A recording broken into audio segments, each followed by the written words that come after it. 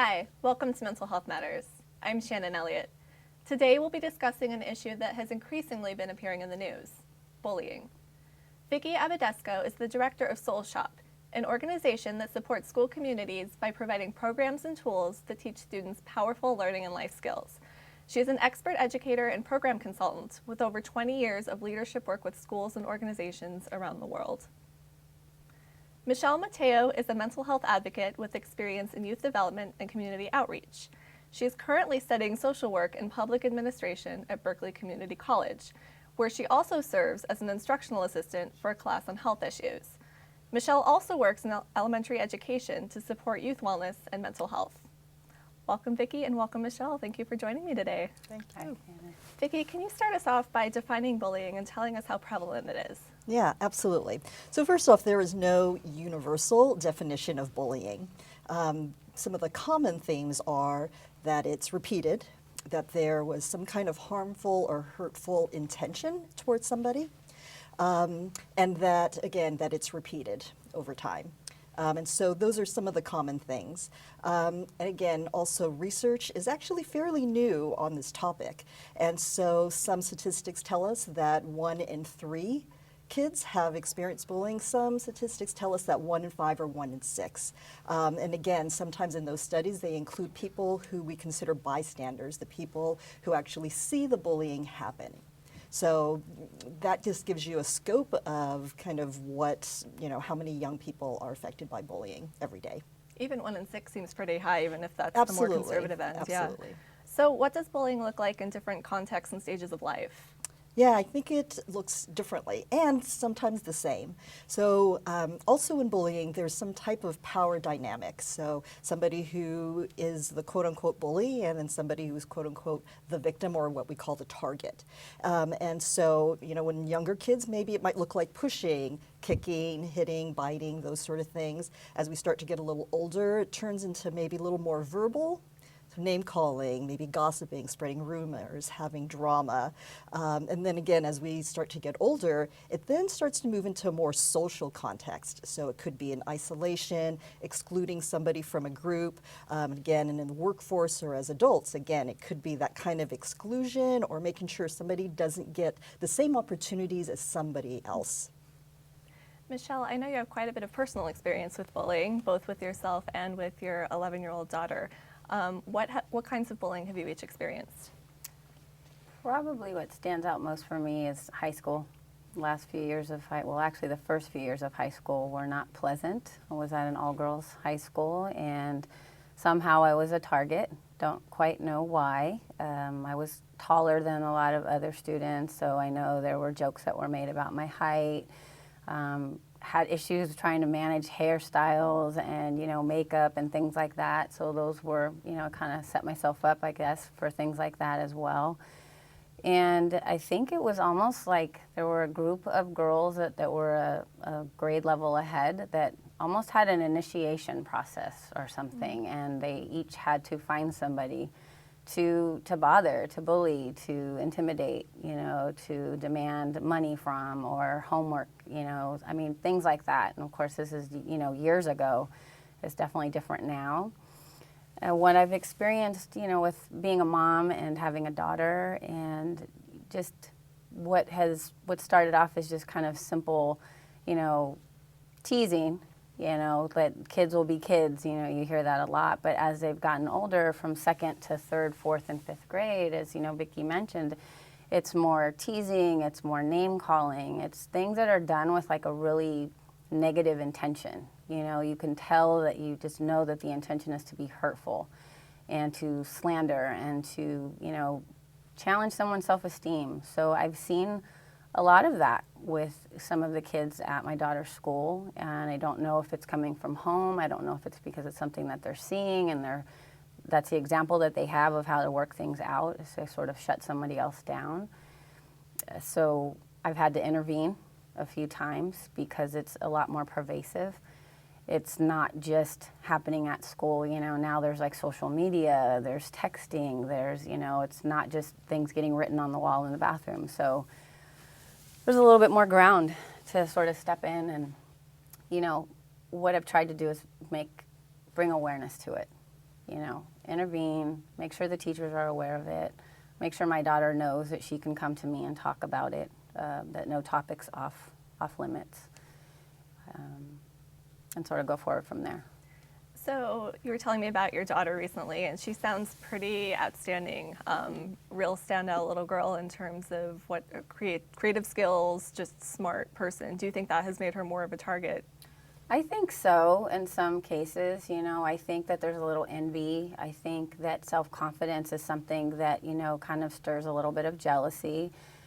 When you see somebody that's able to kind of dance to the beat of their own drum, and does not take a lot of stock in other, in public opinion, it can make others feel a little bit intimidated, and I know that that's like an old tactic is, to have somebody kind of lessen their intelligence or, lessen their vocabulary, not try so hard, kind of downplay the initiative.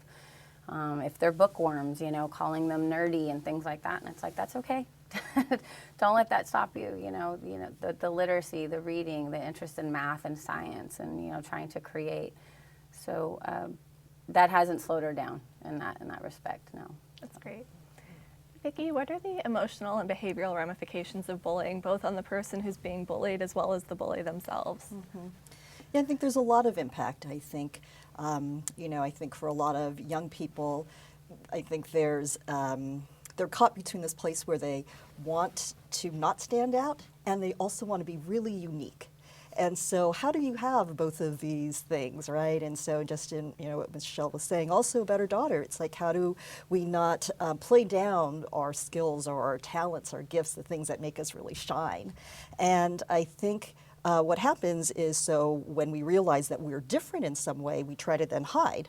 And so whether that's our smarts, our gifts, and again, our talents, we start to hide those things. And when we hide that light of ours, I think it then is only natural that things start to happen. Maybe we feel a little sad about that. Maybe we feel guilty about that. Maybe we have some shame. Maybe we get angry about that. And so then if that's all internal, then what happens to us emotionally? Maybe depression starts to show up. I can't talk about this, so now I'm losing my connections with the people around me. I'm no longer talking to my family members. And because if I go to school and I am who I am, I get laughed at, I make fun at, I get kicked out of a group, there's isolated, I get excluded, and all of these things happen. So I'm starting to learn as a young person that maybe it's not okay for me to be me. And if we can't be who we are, then things like depression again and thoughts of like, well, why am I even here on this planet? And that's why I think also we're starting to see this, rise in depression, suicidal tendencies, thoughts, cutting, all of these sort of things. And I think really, bullying is also just one of those things. It comes out of our young people not knowing how to really express themselves in a world where we make it seem like it's not okay for our young people to do that. Michelle, how is your and your daughter's mental health affected by the bullying that went on? Well, I know that it definitely, for myself, as a younger, as a teen and an early adult, I was insecure. I felt judged a lot of the times. I wasn't confident to just kind of be in my own skin. I know that kind of opened me up to, just probably, there was a possibility of going down the wrong path, befriending the wrong kinds of relationships, thinking that you had to kind of seek out acceptance from others because this particular group didn't want to be friends with you. You weren't cool enough for this group. So there's sort of like a subculture almost that kind of draws you in. And if you don't have like a strong self-constitution, I mean, that could be really dangerous. And, I definitely had some not great experiences. And I guess that also adds to, my protectiveness with my daughter, because I feel like as a parent, if there is something that I can do to intervene, to protect, to educate, to bring awareness, to constantly strive to, use positive coping skills and always have the list of strengths available, then I'm always going to try to do that. I know that, you talked about the light, and I'm so glad that you said that, because that's how I sort of noticed that things were really starting to weigh my daughter down. It went from just like typical, kids just being kids and teasing and, making fun of, a pair of shoes or, the pants or your pants are too short or something like that, to things that were really kind of pecking away at her character and her sense of herself. And I'm like, wait a second, this girl is awesome, not just because she's my child, but because she's articulate, she's kind, she's creative. And suddenly she doesn't know that. Suddenly she is just disconnected from all of those gifts, and she's in this really kind of, remote place. And that was concerning to me. And so there was probably one full school year where we were both really struggling, where we were having some challenges with other families that were there. It was a shared living space, constantly, having some interface that was not pleasant with, shared property, community spaces, kitchens, restrooms, things like that. So we really felt like we had to protect ourselves. And I felt like when she came to school, that was supposed to be her safe place. She was supposed to just come alive and just, latch on to the things that just made her so empowered and so special and so, full of life. So when that continued to sort of dim down, that got my attention a little bit more. And like I said, I spent more time in the classroom. I did a lot of observing. I knew that I couldn't just come in and fight her battles. I definitely couldn't do that, but I did want to at least make it really clear that my daughter and I are very close. We talk, and she's going to handle things on her own, but she's not alone. She has allies, she has support, and I think that that's really important that other, kids, other parents, other staff, other community members, that they see that you're not alone, you're not isolated, you're not on an island. You do have a support network, and making sure that, they access that. One thing I think that's less talked about or acknowledged is also the mental health effects on the person who's witness to bullying. Vicki, what does that look like? Yeah, so for bystanders, there is an impact, because if we see something that happens to another person and we don't feel that we have the skills or the tools or even the words to say, hey, stop that, or that's not okay. And a lot of kids and even a lot of adults actually don't know how to intervene in that kind of scenario. And so, I think for the first the thought that might come to a young person's mind is, oh, wow, if I step in, then I'm going to be the target, because that looks pretty bad over there, and why would I want that to happen over here with me? And so then there's a protection and a safety. And so then I think, again, some guilt might come up, because it's like, wow, that kid, I don't want to be that kid. And that's pretty bad, but I also don't know how to stop this thing from happening. And so, again, I think the impact for that is, again, some self-esteem, self-respect, their own self-worth, how they think about themselves, and the impact they actually can make on the community. And if they choose not to say anything in that moment, I think they live with that for a very long time. And they remember that. And a lot of parents, teachers, administrators, when they have a heart to make sure that young people in their schools are safe and they feel committed to that, a lot of times it's because they remember that they didn't stand up in a moment when they really wished that they would have. And so a lot of times in our programs, we get that. And so we help kids with those words. What can you say? Hey, we don't do that at our school. Do you need a friend? Can I help you? And so just simple sentences like that just help them intervene in a way that helps them to feel safe and also doesn't put the person in a defensive mode. So again, it's like for both the person who is doing the bullying and the student who is the target, we want to help both of those people. It's not just helping one person and making another person wrong. Both of these people need support and they need help. Michelle, I know you've had quite a few successful strategies that you've used in that arena. Would you like to talk about those? I am not afraid to ask for help. I love to give help, so I feel that it's fine for me to ask for it when I need it. I realize that if I need a safe place to go to sort of vent or rant about something so that I don't have to have that raw reaction that might have negative consequences, I have worked really hard to use my tools. Whether that's talking to somebody, going to a support group, running. I used to run the lake, not recently, but I did. That was a thing for me too. Just kind of using my surroundings, my environment. And for my daughter for school, it's, like I said, I've done a lot of work in her school since she's been there, just to be a part of the community, not just to be a parent that's a volunteer, but to be a part of the community, to see it growing and changing. And when it's having, you know, growing pains, like how do we help out? You know, how can we be a part of the solution? And I know that, you know, kids are growing up and life is tough, you know, things are not easy. Every day is not a day at Disneyland, you know, there's struggles, and I don't like to think that there are bad kids. I like to think that there are challenging situations, and I always try to come to the situation with that.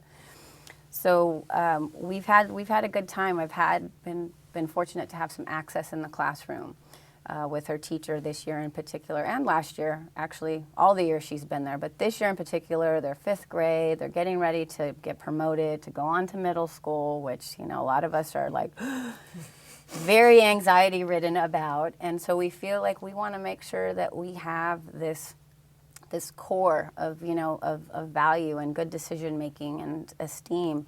So we've been tackling some difficult topics. You know, we've been talking, you know, what does a real friend look like? You know, are you a real friend? And really kind of turning the fingers inward and doing a little bit of self-inventory and having an honest discussion and setting up safety in the classroom to actually really have these discussions, really be open to getting feedback and then being a part of the solution. And just recently we started reading Chicken Soup for the Preteen Soul. And I really liked it because the tweens are just such, I'm personally challenged by this age. I'm sure I am not the only parent or provider or youth development person. And I wanted them to understand that there was something really unique about that age, and that they were all individuals, but that they weren't the only ones that were feeling these things and going through these things and kind of being too old to do these things and play with these sorts of toys, but too young to really have these types of responsibilities. And so just kind of slowly but surely brought in the book, read a few poems, you know, polled the group and said, how old do you think this person was that wrote this? So, you know, it turns out this girl was 11 years old. Wow, you know, I'm 11 too.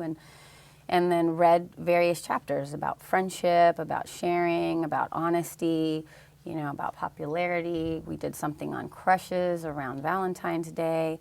And we sort of shifted the focus so that they wouldn't have to think about like feelings that might have been bigger than them, you know, like crushes was a little touchy, but it was with permission, and of course it was with the teacher. And so we put a spin on Valentine's Day, and we said we were loving on ourselves that day. So instead of like, do you have a Valentine, or, you know, who's your crush? It was like, are you loving on yourself today? Because it all starts with like how you're feeling about yourself and how good and confident you're feeling about yourself. Then you can pass it on and you can give it to someone else. Did you see a change in energy in the room and in the day? Huge. It was so huge. Like, I wish I could have videotaped it. And I really feel like those slow, gradual inserts are the changes that help with the whole cultural shift. Because I know a lot of the parents, we had to do like an ambassador training, we had to like do seeking safety workshops. I mean, we had to address the pervasive bullying that was happening, you know, both with the students and with the parents. Because, you know, I'm not the only mother that's going to be a mother bear and come and defend her child. And if we have several other parents doing the same thing, it's chaos. So, and that's not good role modeling for the kids. So at the end of the day, yes, we've definitely seen it. They've been able to use it. They've got regular meetings.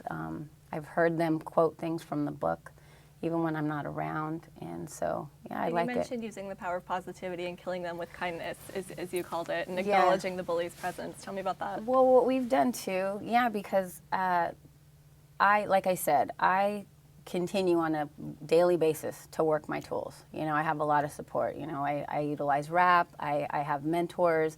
I have older, you know, adults in my life that have been there, done that kind of thing. I have younger adults that are looking to me for answers. I feel like all of those things are very inspiring and very empowering, and I draw from those things. So I take from that and I make it nice and kid-friendly for my daughter, and I constantly try to bring those tools to her. And one of the things that we both agree is that negativity breeds more negativity. Violence breeds more violence. So we're never wanting to be on the giving or the receiving end of those things. So we just always order our steps in. We're gonna do something positive. We're gonna counter that negative with a positive. So she, you know, she's had kids that, because she has a, you know, a name that can be for a boy or for a girl, they think the biggest teasing is to call her by a boy's name and to, you know, kind of discount the fact that she's a female. No, she's got a boy's name, so she's a boy. And little simple things like that on an off day could hurt your feelings. So she kind of flipped that around one day, and instead of losing her cool, she called a boy by a girl's name. And they joked about it, and they laughed about it, and he was like so surprised that that was kind of her answer to that. He stopped doing it. And he remembered her name. And then on another situation, there's another group of girls that I don't think she can get through a day or a week without somebody noticing something about her. And I told her, I said, why don't you think about giving them, you know, thanks for acknowledging you and saying, you know, thank you for taking the time to notice me. And so on a day where she was like, it was like clockwork, she was ready. She was like, here they come. They're ready with their daily dose of whatever they're going to say to me. And she greeted them with a smile. And she's like, you know, thank you so much for caring about me enough to notice that and to bring it to my attention. And those were her exact words, right? Because we had talked about this. Completely changed their attitude. I don't think they saw that coming. I think they were just so prepared for her to retaliate or to cry or to go and tell. And sure, she shared it with me, but she came back with something that was totally... That's so fantastic. Yeah, That's so it was. fantastic. Thanks for asking, because I love to share that story. Yeah. You know? Yeah. It's a great, Yeah, please. I think it's just a really great example of the skill development I think our young people really need. Right. It's like, how do we help them with the words to say, so that in a situation that could go bad really quickly, that they have a skill and the tool to pull from, so that, one, it doesn't only just help her, it actually helps everybody. Right. And so everybody wins in that scenario. So I just think, you know, again, it's like, to consistently give messages that we're helping our young people, giving them consistent tools, pulling from all of our resources. And so that's just really great role modeling, again, for her and any other kids, all the other parents, right? It's like you're working together as a team. And I think that's really an important thing for all parents to know. It's like, yes, everybody's going to be a mama bear to their child. And I think that's key. We want that, and we don't want to take that away. And there's also a truth that we all want the best for all of our kids. So as parents, as teachers, administrators, community people, how do we really get on the same team so that our young people live in environments that they thrive in, where all of their lights can shine, and that they really just feel safe to be who they are? And no one needs to crush anyone else And to no get one ahead. needs- Everyone exactly. can thrive. Absolutely. So in this day and age, social media and online bullying is a lot more prevalent than it was a decade ago, 2 decades ago, what have you. How would you say in-person bullying compares to online bullying? Yeah, I think it's different and the same. I think that there's a way, again, that our young people want to be seen in a certain way. And because of the messages they get out in society, they get that it's not okay. And so what are ways that some of their light can shine in certain places? Where can their voice be heard? Where can their presence be felt? And social media gives them that on some level. And again, right, it's a social context. It's a way that they like to interact with each other. And for the most part, I actually think it's really good. And so as adults, I want to really support that in their way that they like to interact with each other in that way. And also help them understand the impact, just in the same way that, you know, we want them to get the impact if, you know, somebody trips in the hallway and the whole hallway laughs. Like, there's an impact and there's a feeling of humiliation that happens. And that rumor can spread like that. And it's very similar if something like that happens online. I think, you know, again, we're just starting to learn some of the ramifications and the impact of social media and what happens when a rumor gets out there or a text that gets out there. You know, and again, laws and policies are being in place so that, you know, certain things don't happen. And I think our young people, again, just need to practice, you know, what's the impact that I want to have in the world, and how is somebody feeling when I just even say something, whether it's online or even in person. Well, those are good closing thoughts. Thank you, Yeah. Vicki, and thank you, Michelle, for being here today. The world is a better place with both of you in it. Oh, Thank you. Thank you. To learn more about Soul Shoppe and its anti-bullying workshops and programs, visit soulshoppe.com. No Bully is a nonprofit organization based in San Francisco that brings innovative and sustainable solutions to bullying and harassment in schools. Learn more at nobully.com. StopBullying.gov provides information from various government agencies on what bullying and cyberbullying look like, who is at risk, and how you can prevent and respond to bullying. PACER's National Bullying Prevention Center provides innovative resources for students, parents, educators, and others. Learn more at pacer.org/bullying. Thanks so much for watching. We'll see you next time.